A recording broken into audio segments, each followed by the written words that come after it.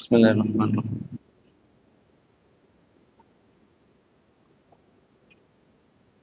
Assalamualaikum warahmatullahi wabarakatuh.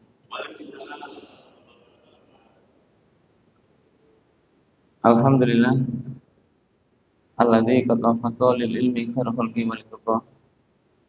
Asyhadu an la ilaha illallah wahdahu la syarikalah wa asyhadu anna Muhammadan abduhu wa rasuluh. Allahumma shalli ala nabiyyina Muhammadin wa ala alihi wa sahbihi ajmain.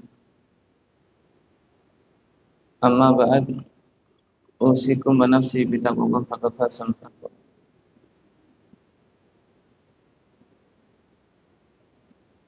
Alhamdulillah para jemaah, kita bisa mulai kembali kajian subuh ini. Sekarang ini bab keempat tentang sebuah kebenaran, yakni sebuah kejujuran. Barangkali yang bawa kitab Riyadhus Shalihin bab 4. Sebelum dimulai, mungkin barangkali ada pertanyaan. Barangkali ada. Bismillahirrahmanirrahim. Bab sidqi. Bab ini menerangkan tentang kebenaran. A'udzu billahi minasyaitonir rajim. Qala Allah Ta'ala, Allah berfirman di dalam surat At-Taubah ayat 119. A'udzu billahi minasyaitonir rajim. Ya ayyuhalladzina amanu taqullaha wa kunu ma'as shadiqin. Ya ayyuhalladzina amanu, wahai orang-orang yang beriman. Kalimat ini adalah nida yang disitu juga mengandung makna taksis khusus. Ittaqu, bertakwalah kalian Allah kepada Allah. Wa kunu ma'as shadiqin, dan adanya kalian itu mestinya bersama orang-orang yang benar. Bapak Ibu sekalian, ayat ini menarik karena yang pertama, ayat ini diawali dengan ya ayyuhalladzina amanu. Jadi maknanya adalah kita ini termasuk orang-orang yang sudah dikelompokkan oleh Allah menjadi orang yang beriman. Namun di situ diingatkan oleh Allah, bertakwalah kepada Allah. Jadi orang yang beriman itu hakikatnya itu masih naik turun. Jadi dengan begitu diingatkan bertakwalah kepada Allah. Dan dikuatkan lagi wa kunu ma'as shadiqin. Dan adanya kalian itu bersama orang-orang yang benar. Jadi sudah beriman, bertakwa, ngelompoknya, mengikutnya harus dengan orang-orang yang benar. Kadang-kadang sekarang ini mohon maaf, maju tak gentar, membela yang itu jawab itu. Sampai juga ada mengatakan kadang beras, kadang ketan. Mungkin kadang waras, juga kadang. Zaman itu lek daitan, ndak keduman. Itu kaidah-kaidah di luar yang sekarang ini juga menjadi orang itu sudah tidak kuat. Tidak kuat apa? Tidak kuat untuk puasa. Gampangnya gampang mokel. Gampang mokel itu kalau dia sudah tidak kuat, tetangga kok suke, saya tidak suke. Teman saya itu sudah kaya, saya tidak kaya. Akhirnya mokel. Saya sering ngomong ke teman-teman, ya mokel. Jangan mokel. Suatu saat kita ini mesti akan berbuka. Karena kita mesti berbuka, maka puasa ini mari kita kuatkan. Puasa ini secara bahasa memang menjaga, tidak makan, tidak minum. Tapi secara majas puasa ini, mari kita bertingkah laku yang benar. Hakikatnya orang yang puasa dalam arti itu menunjukkan sikap-sikap yang ketaatan kita kepada Allah. Termasuk bersama orang-orang yang benar itu puasa kita. Nah sekarang ini Bapak Ibu, ini apunten, di sebuah kantor itu maaf mayoritas ingin cepat dan cepat sampai kayanya cepat pendapatannya. Kadang-kadang satu kantor ini tidak sama. Satu, pokoknya cepat kaya. Dua, kaya yukanya tapi jangan sembarangan ditabrak. Ini antara dua pendapat ini, kira-kira banyak yang mana? Yang pertama dan kedua. Rata-rata orang bilang pokoknya cepat. Tapi untuk proses menuju itu kadang-kadang tidak dilampaui. Nah, maka para jemaah, kita diingatkan oleh Allah, hei orang yang beriman, sejatinya yang tidak iman tidak masuk. Diingatkan sekali lagi, kita bertakwa kepada Allah dimanapun kita berada, sehingga kita diminta untuk bersama orang-orang yang benar. Orang-orang yang benar itu Pak, hakikatnya itu tidak banyak. Orang-orang yang benar itu tidak banyak seperti umumnya. Kalau kita cek mulai Nabi Adam sampai Nabi Muhammad SAW, itu kan semuanya orang-orang yang benar itu kan tidak banyak. Maka tidak banyak itu kadang-kadang dianggap kalah. Jadi kalau kita lihat orang yang banyak, maka kebenaran itu bukan voting-votingan suara terbanyak, bukan. Tapi benar itu mengikuti aturan, mengikuti hukum, mengikuti ilmu. Jadi kalau kita sekarang pokoknya banyak, ini juga masalah. Kadang-kadang hukum ini juga diatur supaya apa? Supaya banyak, sehingga seolah-olah yang banyak itu yang unggul, yang banyak itu yang menang. Maka dari itu para jemaah diingatkan oleh Allah dalam rangka membawa kebenaran itu penting. Makanya ada kalimat wong kang soleh kumpul. Jadi kalau kita tidak bersama orang-orang yang benar, kadang-kadang kita ini ikut arus, kita ini juga ikut mereka. Jadi memang agak repot. Makanya sekarang itu ngapunten, orang korupsi itu dibagi. Jadi kalau korupsi itu dibagi-bagi supaya apa? Supaya semua merata dan semuanya kena. Nah kalau kita kena itu repot. Jadi sekarang ini bahasanya korupsi atau jeruji. Kalau nggak korupsi ya masuk jeruji. Itu kadang-kadang menjadi bahaya bagi kita. Tapi andaikan begitu, kisah-kisah yang banyak, contohnya kisahnya Siti Masito.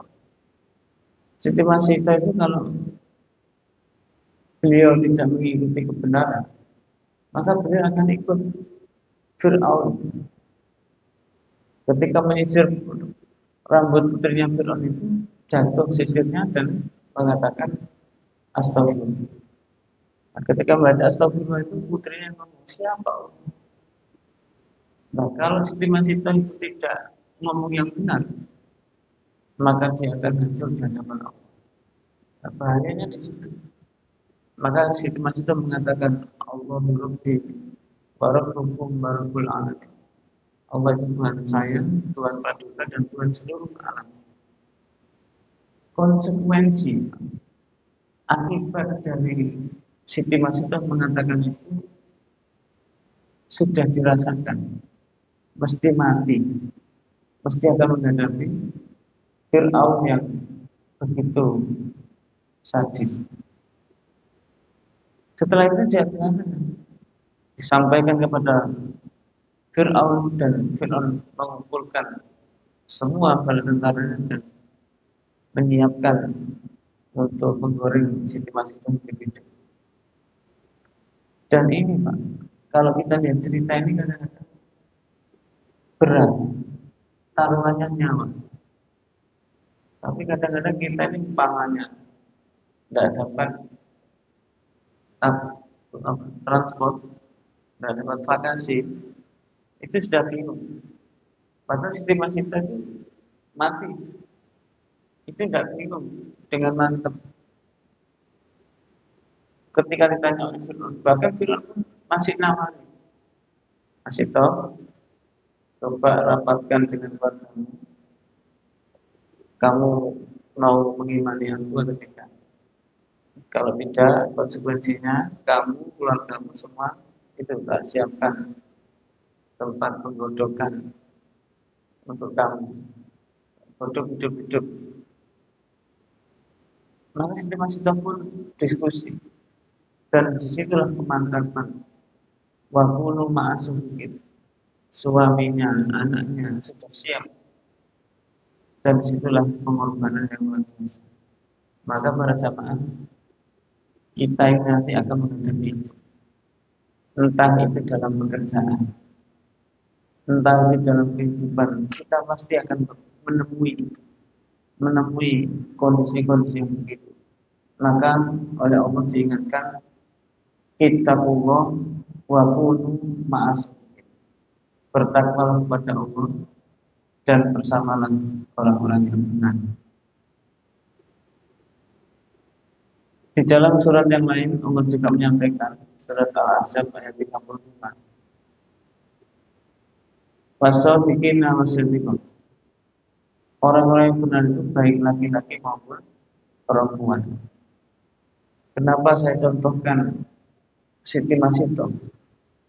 Kok tidak saya contohkan Nabi Ibrahim yang waktu itu dibakar oleh Namrud karena sebuah keyakinan kekuatan?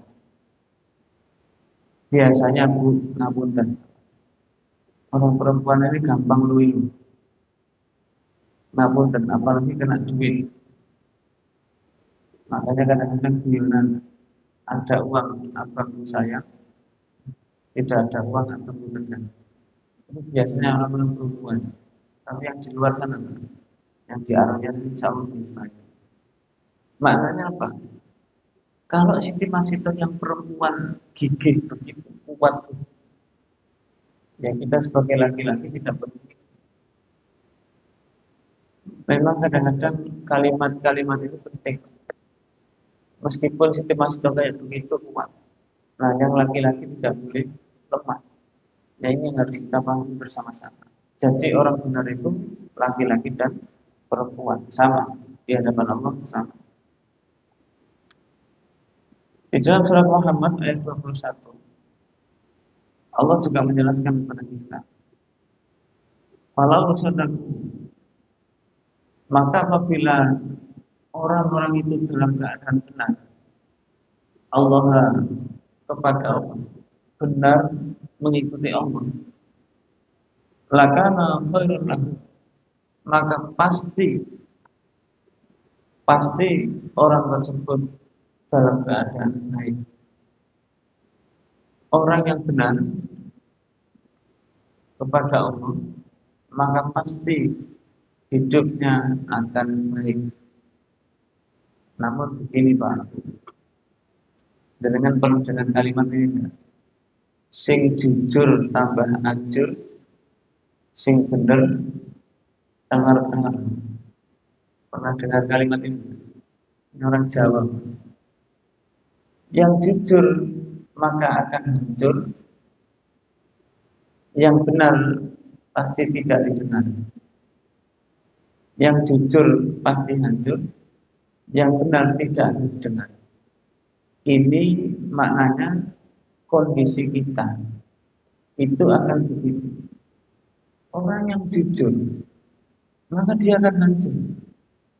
Makanya hajar itu akan dipatahkan, akan dibungkam, bahkan dimatikan. Ini konsekuensi orang benar itu. Nah, kalau kita lihat Pak, sekarang ini sama. Di dalam sebuah pekerjaan, kalau kita tidak ikut, pasti akan dihabisi. Ada sebuah contoh, ada orang-orang perempuan yang tinggal suaminya berperang. Kemudian perempuan itu dikabarkan diserang oleh musuh. Nah, pada waktu itu karena orang perempuan ini, maka musuh itu datang untuk menjarah dan memperkosa. Singkat cerita, dari 10 perempuan itu ada satu yang berani melawan. Bahkan tubuhnya pun juga banyak darah karena dia melakukan perlawanan. Singkat cerita, dari 10 itu satu yang kuat dan bahkan dia tidak diperkosa, tapi dia bisa membunuh musuh. Sedangkan yang 9 tidak bisa. Dia menyerah dengan keadaan, tidak berani mati, sehingga dia pun juga diperkosa.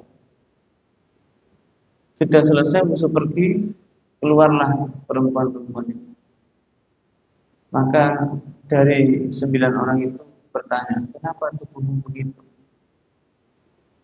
Saya tadi melawan, saya disiksa begini, diajar, tapi alhamdulillah dengan perlawanan saya tadi, saya aman, saya selamat, tidak berdosa. Bahkan saya membunuhnya. Timbullah kecemasan di 9 orang itu. Loh, benar ya orang ini. Dia tahu kalau temannya benar, tetapi ada pikiran demikian. Nanti kalau suami kita pulang, ditanya, kok bisa kamu diam saja? Nanti kita ini bagaimana?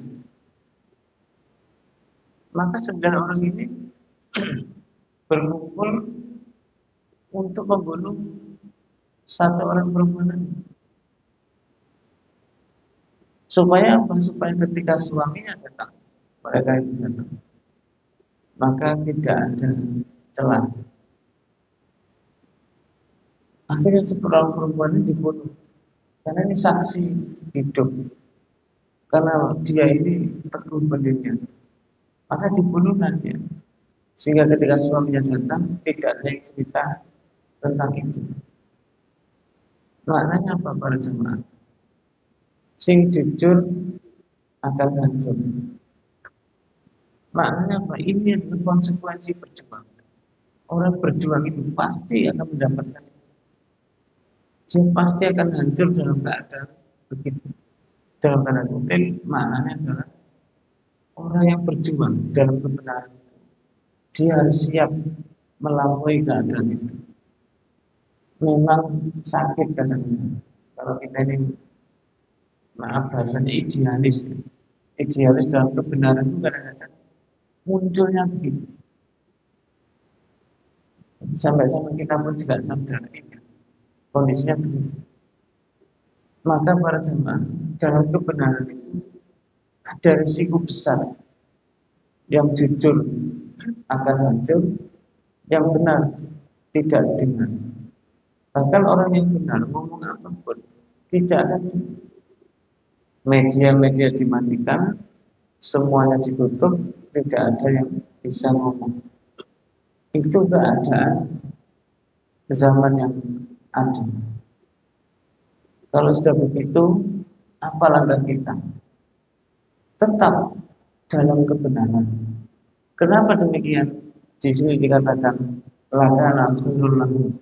Orang-orang yang benar itu, dia yang berbuat benar, jujur kepada Allah, hakikatnya rusak di dunia kelihatannya, tapi hakikat di dalam akhirat dia akan menang. Siti Masito itu Pak, kalau kita lihat umpama menurut panjenengan dibakar hidup-hidup atau digodok hidup-hidup, itu rasanya bagaimana? Kelihatannya susah kan? Tetapi ketika Allah mencabut nyawa Siti Masito sebelum dimasukkan, apa yang terjadi?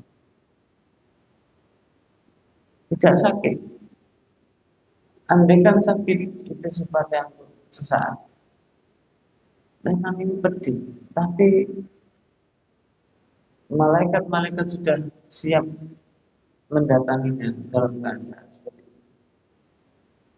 Maka kalau kita melihat orang yang benar itu ingin luar biasa, lakana khairul lahum, maka pasti kebaikan itu bersama mereka.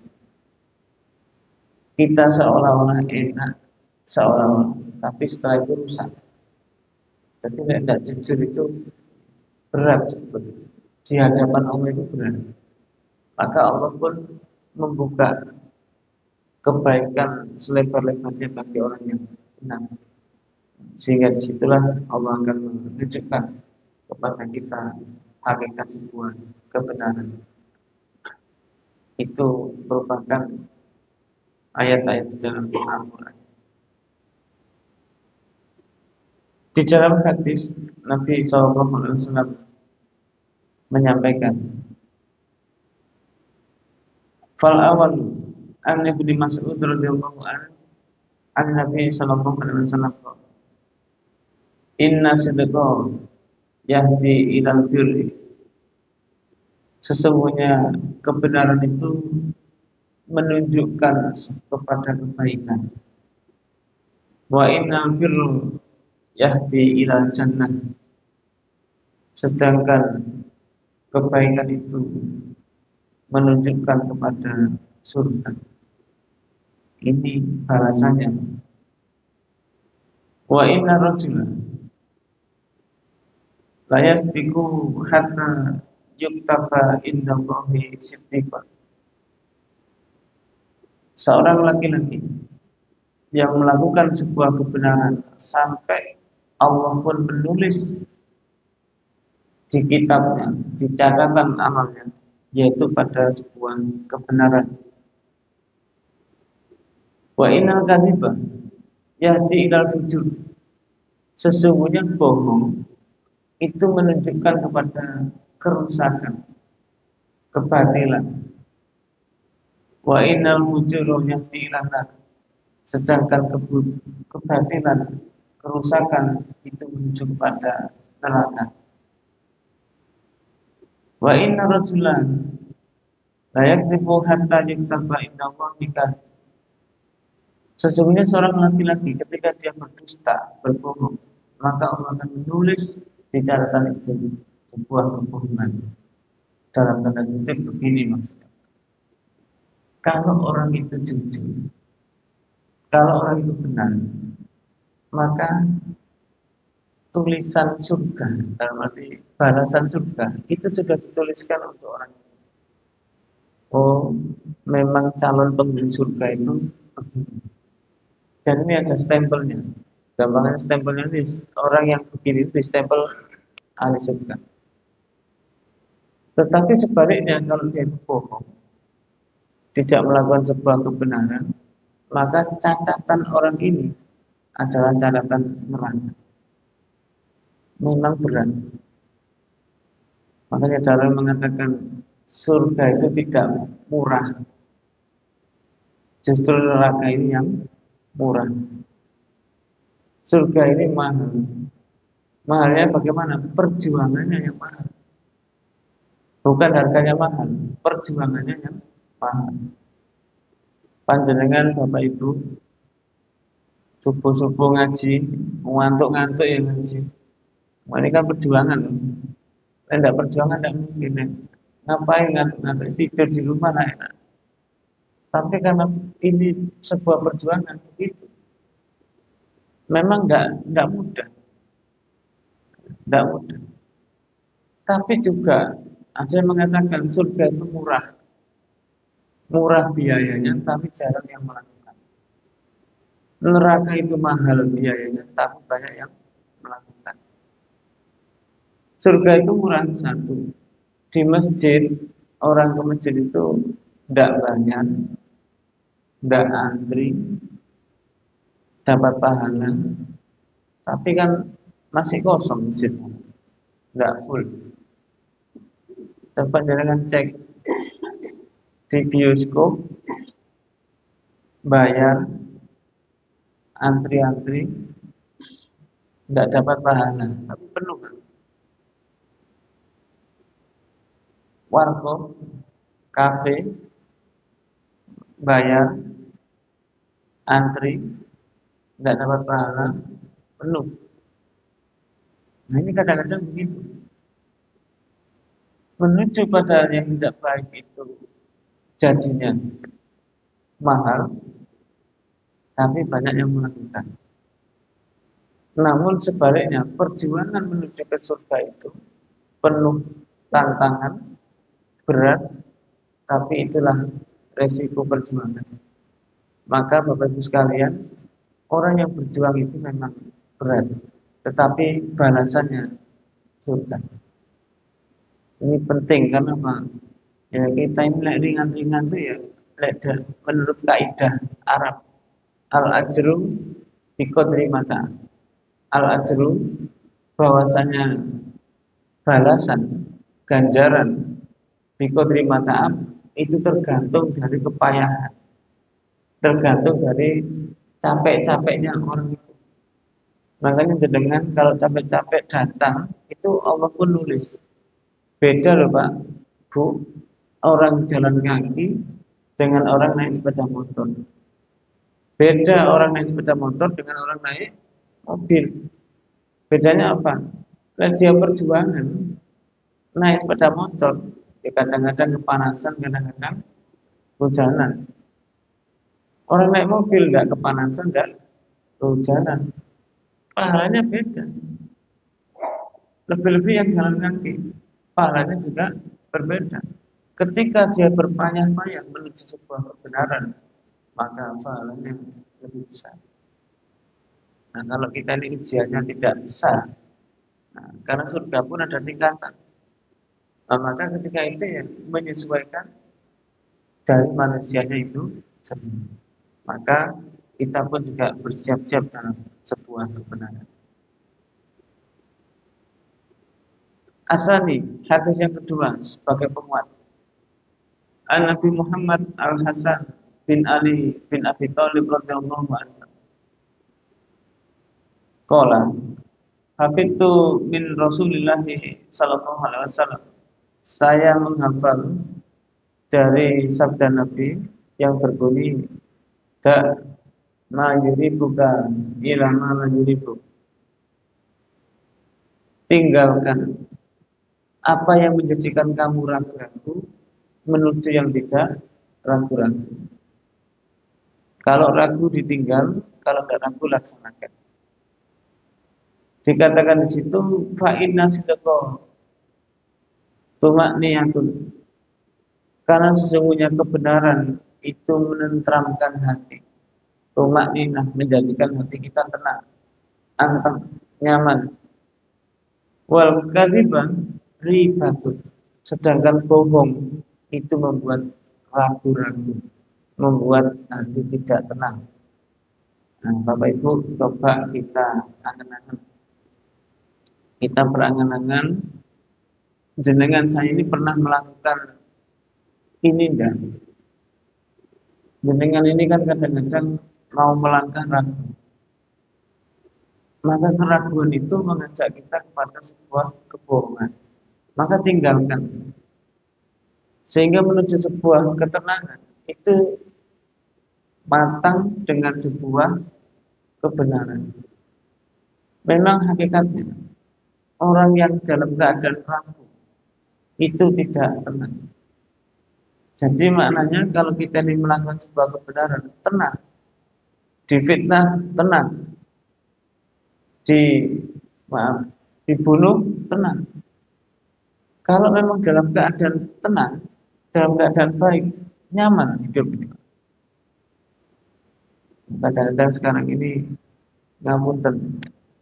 Orang itu tidak kuat kena fitnah, tidak kuat kena apa ya, dibully. Gitu. Orang itu sekarang dibully juga. Maka jenengan umpama dalam keadaan benar dibully orang itu mesti, dan tidak usah takut dibully. Ya Allah ya ini tumpahan sepeda motor, gak tahu tanya ke setir bunder. Kalau dia dibully begitu, akhirnya dia tidak kuat. Sementara cara supaya nanti dapat setir bunder. Akhirnya nyeleweng, akhirnya korupsi. Ini kalau tidak kuat begitu. Maka di dalam kondisi begini ini, Nabi mengingatkan, tinggalkan. Karena hakikatnya orang yang benar, orang yang jujur itu, dia akan tenang dalam keadaan apapun. Orang ngomong kaya itu ternyata kembali kepada orangnya. Kalau dia merasa cukup, itu kaya. Tapi dia itu tidak cukup, dia ngejar dunia terus, ngejar duit terus, itu yang dikatakan miskin, tidak cukup. Karena manusia itu andaikan dikasih satu bukit emas, itu akan minta 2 bukit. Itu manusia itu begitu. Makanya ngejar terus tidak mari-mari. Nah, disinilah yang menjadikan kita bahagia. Maka kebenaran mendatangkan sebuah ketenangan. Tinggalkan yang ragu-ragu, karena ragu-ragu itu hakikatnya kebohongan. Asal-isu hadis yang ketiga, An-Nabi Sufyan Safra bin Harb radhiyallahu anhu fi hadis tawil fi kisah Hiraqlan. Ini hadisnya panjang, tetapi disingkat tentang bagaimana ada seorang raja yang berubah. Seorang raja yang mendapatkan keterangan dari Nabi berubah. Maknanya apa, Pak? Raja ini kalau dijadikan raja, dia berubah, maka pengikutnya mesti akan terpecah. Ada yang ikut, ada yang tidak ikut. Orang itu sudah begitu, maka dia akan otomatis siap-siap dicopot dari rajanya. Dia akan hilang tahta kedudukannya. Maka dari itu, cerita ini menunjukkan bahwasanya kalau dia menjadi pemimpin, kemudian dia jujur, maka siap-siap kursi jabatannya akan hilang. Tapi ketika dia itu benar-benar karena Allah, maka kekuasaannya pun akan diamankan oleh Allah. Ringkasnya begitu. Jadi cerita ini panjang, saya singkat begitu. Bapak Ibu, panjenengan saya pasti akan mengalami ini. Jadi pemimpin itu ketika dia jujur, benar, mesti dipaiti orang, mesti. Sing gak seneng mesti maitu, mesti mengolok-olok, sing gak suka. Bahkan dia akan membuat fitnah-fitnah di luar. Tapi sabar kita. Andai kan dicopot, sudah tidak apa-apa. Mending dicopot daripada mending dipecat dari pekerjaan daripada dipecat dari hambanya Allah. Kalau Allah itu sudah memecat, malah rusak. Mending kita tetap itu. Maka rasanya Roma Irama itu mending apa ya, daripada menjual harga diri. Lebih baik miskin daripada kaya menjual kehormatan. Dan begitu-begitu itu penting. Karena hakikatnya sekarang ini orang sudah tidak punya malu. Orang berbuat rusak itu malah berjamaah. Tidak ada malunya sebetulnya. Seolah-olah itu dibenarkan. Makanya kita pun juga harus menyadari keadaan yang semacam ini. Ar-Rabi'u, hadis yang keempat. An Abi Sabit wakila Abi Sa'id wakila Abil Walid Sahal bin Hunayf radhiyallahu anhu anna Nabiy sallallahu alaihi wasallam Qala man sa'alallaha ta'ala, barang siapa yang minta kepada Allah as-syahadata, sebuah persaksian, bisa dimaknai mati syahid dalam perjuangan. Orang yang minta mati syahid dalam berjuang bisidqin, dengan gigih, dengan benar, balaghu, maka Allah akan menyampaikan, menghantarkan, menyampaikan pada orang tersebut manazil syahadah, pada tempat dia akan mati syahid, wa in mata ala firasy, meskipun meninggalnya di atas tempat tidur.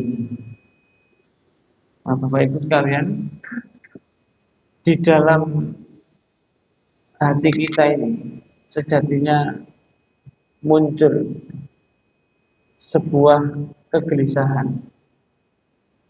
Maka panjenengan saya harus mantap.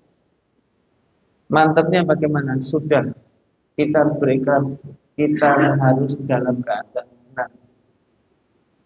Dan di situ kita akan niat, meskipun Bapak Ibu tidak perang, maka perang itu, syahid itu, kita ini berperang. Berperang apa? Bisa jadi perang fisik, bisa jadi perang hati. Maka hati ini, kalau kita sekarang tidak perang seperti zaman Nabi, perang Badar, perang Uhud dan sebagainya, maka perang ini perang hati kita. Kalau panjenengan saya, kita semuanya ini berperang, niatnya untuk benar, niatnya untuk mati syahid, maka Allah akan menyampaikan, Allah akan menghantarkan niat kita tadi, tujuan kita tadi, sehingga mati kita dalam keadaan syahid, meskipun hanya tidur di ranjang. Orang itu kalau benar, dimanapun dia berada, Allah akan sudah mencatat. Bahkan tidur, mati dalam keadaan itu pun mencatat. Itu kalau kita ngomong tidur. Umpama jiwa pun dalam keadaan bagaimanapun, Allah sudah mencatat kita dalam keadaan syahid. Jadi orang-orang yang benar itu kelompoknya adalah kelompok orang yang mati syahid. Seperti halnya Siti Masito, ketika dia benar, dia digodok hidup-hidup, maka meninggalnya dalam keadaan mati syahid. Nah, mati syahid itu enak. Malaikat-malaikat sudah menunggu, diangkat, disampaikan ke penduduk langit. Ini loh orang yang benar, ini orang yang syahid, dan dijamin masuk ke dalam surga. Wallahu a'lam bishawab.